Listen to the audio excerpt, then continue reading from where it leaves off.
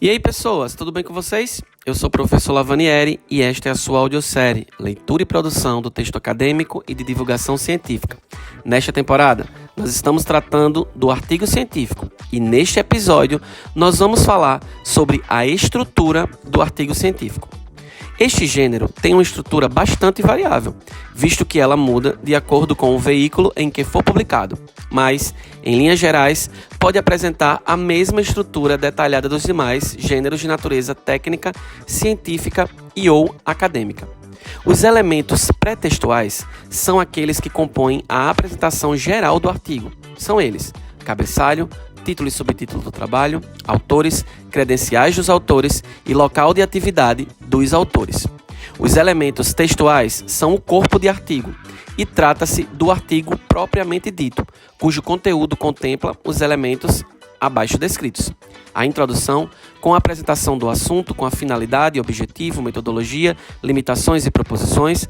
O desenvolvimento, com a exposição, explicação e demonstração do material, revisão bibliográfica, avaliação dos resultados e comparação com os anteriores.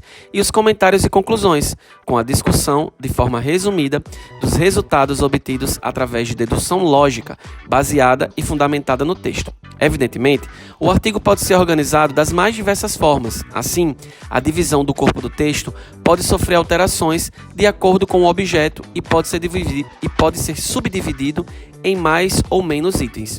Um exemplo tradicional de divisão contemplada é o seguinte: introdução, material e métodos, resultados, discussão e conclusões. Em todo caso, convém lembrar que os tópicos não devem ser muito subdivididos para que o leitor não perca a sequência. Também é importante observar que a divisão em tópicos deve obedecer a uma ordem lógica, em que cada parte forme um todo e tenha um título adequado. A linguagem do artigo deve, como toda linguagem técnica, acadêmica e científica, ser clara, concisa, objetiva, além de correta, precisa, coerente e simples. Dessa forma, adjetivos supérfluos, rodeios e repetições ou explicações inúteis devem ser evitadas, assim como o inverso, a forma excessivamente compacta que pode prejudicar a compreensão do texto.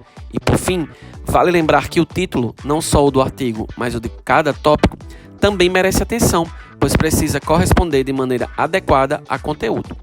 Os elementos pós-textuais são tudo que vem após o corpo do texto. Para a NBR 6022, há apenas um elemento pós-textual obrigatório, que são as referências. Todos os demais são opcionais.